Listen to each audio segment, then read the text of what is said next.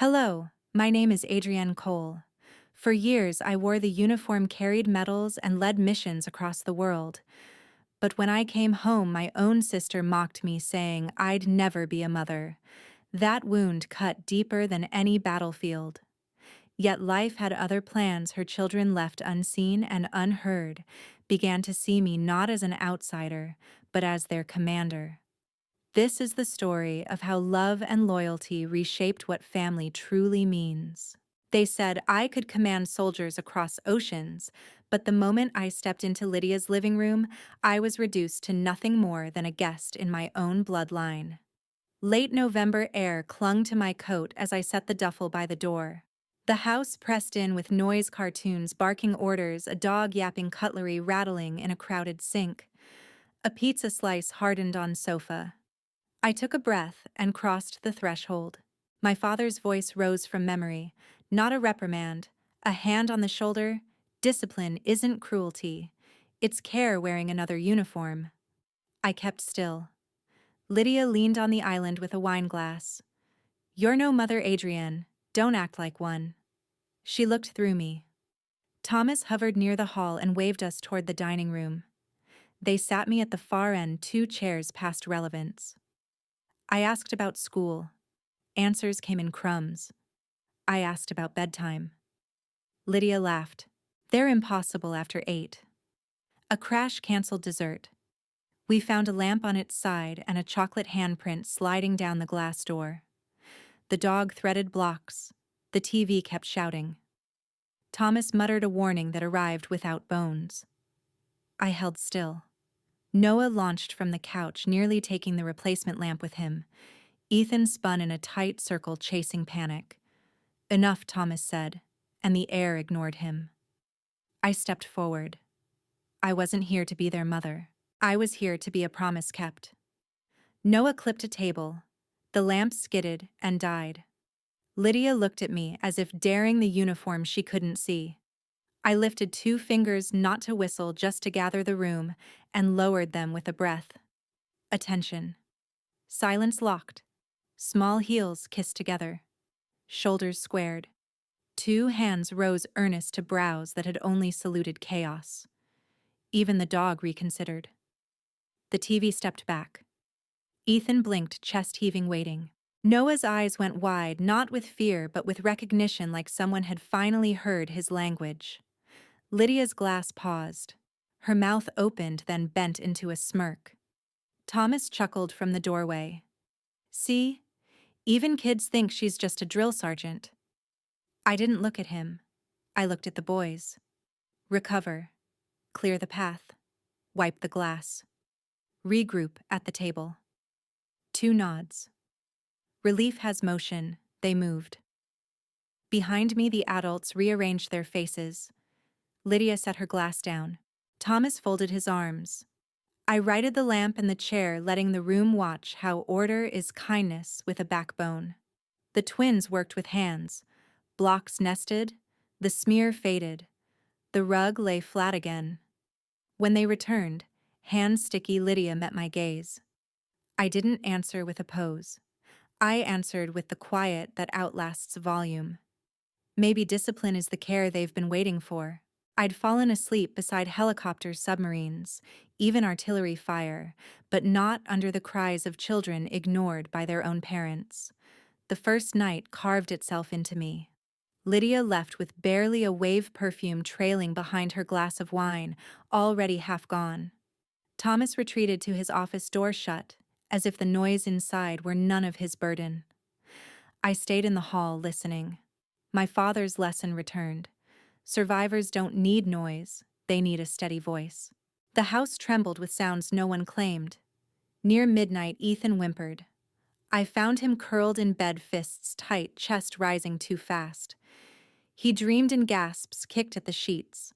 I sat beside him, smoothed the blanket, whispered cadence, the kind I once used to calm recruits trapped in panic drills. His breathing slowed. His hand gripped mine, refusing release until sleep folded over again. The second day began with plates of sugar cereal, abandoned, a smear of peanut butter on the counter, and no adult but me in sight. Lydia breezed through, once phone in hand, not meeting my eyes. "We'll be out late," she said. No mention of where. Thomas muttered, working from behind his door. The boys fought boredom with chaos, fortifying hallways with cushions, scribbling maps no one would read. By evening, an argument rose downstairs, sharp syllables, the kind designed to wound. I found Noah under his blanket, knees to chest, whispering that the walls were too loud. I pulled the blanket down, met his eyes, and said quietly, "Noise can't break you if you hold your ground." He pressed his lips together and nodded. The third morning, the phone rang. A teacher's voice introduced itself as Ms. Ellison. She said she'd noticed the twins flinch when chairs scraped, that Ethan asked if fire drills meant danger at home. Her tone carried professional restraint, but behind it I heard concern. "They talk about you," she added softly. "You seem to study them. An ally, unexpected, invisible, yet real." That afternoon, I passed the kitchen and saw Lydia's tablet blinking. Careless. I shouldn't have looked, but the subject line pulled me: custody prep. I read enough. Words like knives. She has no family, no roots. Remove her before court. With custody secure, the stipend is ours. My breath caught, but my face betrayed nothing. I saved the message quietly. Evidence. That night the house fell to shadows. I sat on the edge of their bunk bed, telling them about a mission deep in jungle rain. I spun survival into story, hardship into rhythm. Ethan's eyes stayed wide, Noah's hand clutched his brother's sleeve. Then Ethan whispered, hesitant but clear, "Can we call you Commander Mommy?" The room stilled. I hesitated. A name carries weight heavier than metals. Finally I nodded. His grin spread like sunrise. Noah joined, whispering the title as if it were oath. They drifted into sleep with breath steady, shoulders eased. I sat in the dark, pulse loud in my ears. Outside the door, silence pressed, but inside the bond had been sealed. I lowered my voice, almost afraid of the sound, and spoke the vow I knew I could not break. If they salute me, I will never walk away. I'd filed combat reports in 3 war zones, but never one that asked me to prove I was family. The courthouse smelled of polish and paper, the kind of air that held judgment before a word was spoken. My father's voice echoed with me as I walked those marble steps. A promise kept is the only rank that matters. I repeated it under my breath, as steady as any cadence. Clara Jennings met me outside the hearing room, folder pressed against her chest. She was precise in tone, calm in posture, the sort of ally who understood restraint was a weapon of its own. I handed her the printed email I'd saved from Lydia's tablet. Her eyes narrowed. "This shows motive," she said, voice low. "Not enough for custody, but strong. It proves her intent." I nodded once. A soldier never shows relief before the battle. Inside, the air thickened. Lydia sat with her attorney posture sharp, as if she were auditioning for a role titled Mother of the Year. Thomas slumped beside her, his gaze skating away from mine. The twins sat with a social worker a few rows back, their legs swinging, eyes fixed on the floor. My throat tightened, but my spine stayed tall. The judge called order. Lydia's lawyer wasted no time. "Your Honor, my client's sister is a career soldier, not a mother. She imposes drills, commands, military salutes, manipulations that confuse these children. They need warmth, not boot camp." Lydia's smile edged into a smirk. Clara Rose's voice, crisp. "Commander Cole has documented conditions within the Mercer household. She will testify not as a soldier, but as an aunt who witnessed neglect." She gestured toward me. "Proceed." I stood, uniform replaced by a simple dress, but my bearing unchanged. I've seen Ethan hide under blankets when voices rose downstairs. I've seen Noah cover his ears when arguments cut through walls. I've sat through nights where neither slept unless someone kept the shadows at bay. I didn't order them into silence. I gave them calm, and they responded. Lydia's lawyer scoffed. "Colorful anecdotes. But these are not abuses, just dramatics." She exaggerates. His tone invited laughter, and a few in the gallery obliged. Clara did not flinch. She laid out the next card. We submit a written statement from Ms. Ellison, their teacher. She observed both boys displaying anxiety and avoidance patterns linked to home stress. We also submit short videos taken during Ms. Cole's stay. Noah rocking himself behind curtains during parental arguments, Ethan whispering that he feels safer when Commander is present. The room shifted whispers, crawling. Lydia crossed her arms, eyes cutting toward Thomas. He stayed still, lips pressed shut. The judge examined the document's expression unreadable. Then the unexpected happened. A small voice broke through. Ethan had risen from his seat beside the social worker. His hands trembled, but his chin lifted. "She's Commander Mommy." Gasps rippled. His voice steadied. "We sleep when she's here. We laugh when she's here." The gallery hushed as if a sudden front had swept through. Noah clutched his brother's sleeve but nodded fiercely, echoing in silence what Ethan had spoken aloud. Lydia shifted in her chair, nails pressing the wood. Her attorney began to object, but the judge raised a hand. I stood frozen, every muscle taut. I had delivered battlefield briefings without shaking, but this moment cracked something deeper. Ethan's words carried more weight than any uniform. Clara's eyes met mine, soft but triumphant. The judge leaned forward, voice cutting through the silence. "Temporary guardianship granted to Ms. Adrienne Cole." The gavel tapped once. Lydia's hand clenched the chair, her eyes burning holes into mine. Temporary, yes, but it was the first line held the first ground gained. And I would not surrender it. If one child's voice could silence a courtroom, imagine what truths will rise when the battle reaches its peak. Stay with me and subscribe so you won't miss the next chapter of this fight for justice. Not every victory is thunder. Some arrive in silence, like the first night a child finally sleeps. The morning after court, winter wind gnawed at the eaves while I packed 2 small backpacks. Lydia's heels hit the hallway like metronomes. She stopped inches from me, breath bright with wine. "Medals don't make you a mother," she spat. I tightened Noah's scarf and let the words pass through. Fort Cole looked smaller than memory, but warmed as we stepped in salt air, a narrow couch, a chipped table.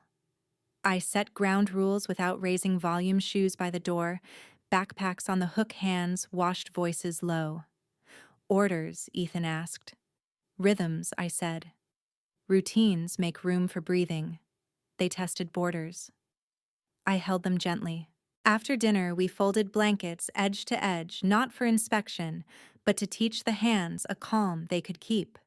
We wrote 1 gratitude line each and pressed them to the fridge. Warm soup. No shouting Commander's stories. At school drop-off, Ms. Ellison met me under a sky the color of tin. "They look lighter," she said. "Less scanning, more smiling."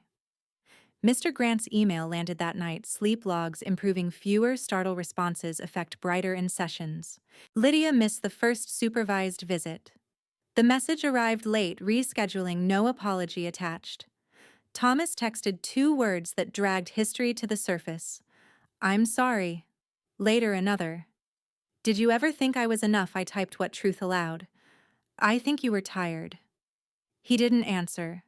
The dots came and went like pacing in a long room. The boys claimed the hallway with art. A square house labeled in slanted letters, "Commander Mommy's house, if safe."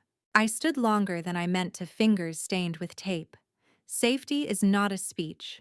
It is a daily verb. Deep winter shrank the daylight. We made our own.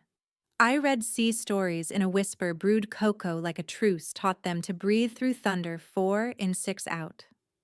On the 3rd week, they slept through 2 storms and woke up proud. Lydia called once from an unknown number, voice brittle. "Enjoy playing house," she said, and hung up. I set the phone down and returned to the sink where Noah was washing a cup, as if it were a medal. He handed it to me with 2 hands. "Secured," he whispered. We both smiled. Progress reports stacked like thin victories. Ms. Ellison circled participates, underlined initiates conversation. Mr. Grant noted less hypervigilance. I sent nothing to Lydia. I wasn't keeping score. I was keeping promises. One night, hunting a lost sock, I found a small notebook wedged between mattress and wall. Ethan's tidy letters marched down the page. Here nobody yells. Feels safe. 6 words and a period. I sat on the floor and let the sentence settle into me. Medals glitter in parades. These words weighed more. I didn't cry. I smoothed the page, closed the cover, and put it back. Discipline is care in another uniform. It took 42 years and 2 frightened boys to hear it. By January, routine felt less like scaffolding and more like skin. The boys walked taller, laughed at breakfast, argued over who fed the neighbor's cat, and forgot to listen for doors slamming. The storms still came, but inside our walls they sounded like weather, not warning. That night they brushed their teeth to the beat we made up and climbed into bunks with quiet satisfaction. I turned out the lamp and tucked their blankets with the same deliberate hands I use on a tourniquet or a flag. Silence settled. At bedtime, Noah asks Commander Mommy, "Are you staying forever?" I freeze, unable to answer. I'd worn medals across my chest, but the truest honor came written in crayon on a front door. Morning light rinsed the courthouse steps in pale spring cool air threading through my jacket as Clara set the file before the bench. Mr. Grant's report lay on top attendants. Steady sleep restored fewer startled responses. Ms. Ellison's letter followed more eye contact, laughter at recess, a hand that now rises without shaking. The judge read in silence. No cameras, no theater. Just paper breath, truly. Lydia was not there. A clerk's note described mandatory rehab and missed check-ins. Absence did more than any speech could have. It drew the outline of harm without pointing. Thomas stood behind me, shoulders lowered in a posture I had never seen on him. He leaned close enough that only I could hear it. Thank you for not leaving them. Or me. The sentence slipped into my ribs and stayed. The judge closed the folder. Progress is evident, he said. Stability has been achieved under Ms. Cole's care. His gaze lifted. Permanent guardianship is granted to Ms. Adrienne Cole. The gavel kissed wood. No thunder, but the room shifted like a ship finding its keel. Outside, wind carried the scent of rain. The boys raced down the steps and circled me, each claiming an elbow as if docking a vessel. We drove home with the windows cracked, the city sliding by like a map I finally understood. At Fort Cole, we ate spaghetti at the scarred table because it was Thursday, and routine is a kind of prayer. After dishes, the twins took chalk to the mailbox and wrote big and crooked, "Commander Mommy lives here." Blue dust smudged their cheeks. They beamed at me the way a pilot beams at an open runway. I carved a plaque from a spare board on the porch. The letters came uneven but true. Fort Cole, authorized personnel only. The boys saluted the sign, then laughed at their own seriousness and dragged me inside before the rain arrived. We cooked nothing grand. We reheated sauce and set out apple slices like medals on a plate. The house listened without flinching. Their backpacks waited where they should, their shoes knew their square of floor. Order had become warmth. Structure, permission. During dinner, Ethan set his fork down and watched me with that careful calm he earned the hard way. You're not just commander. You're our safe place. The room held its breath. I felt something old and armored unclasp at last, not in surrender, but in acceptance strong enough to carry weight. After bedtime, I washed 2 small cups in a skillet and watched steam curl from the sink like flags at rest. Thomas's text arrived late. No punctuation, only gratitude. I answered with a single word. Understood. Outside, the chalk letters blurred under a soft drizzle and held. I stood at the doorway and let the quiet draft of home thread through me, the kind that doesn't ask to be earned tonight because it was earned every night before. Not every battle is won with weapons. Some are won by staying. I've carried medals across oceans, but nothing steadied me like the small voices that finally called me home. Justice isn't always fast, but it can be steady. If you ever feel overlooked or doubted, remember love builds stronger fortresses than anger. Share your thoughts and hopes with me. Every comment is a reminder that no one carries battles alone, and your words become the strongest salute of all. Stand with me and let this fight resonate together.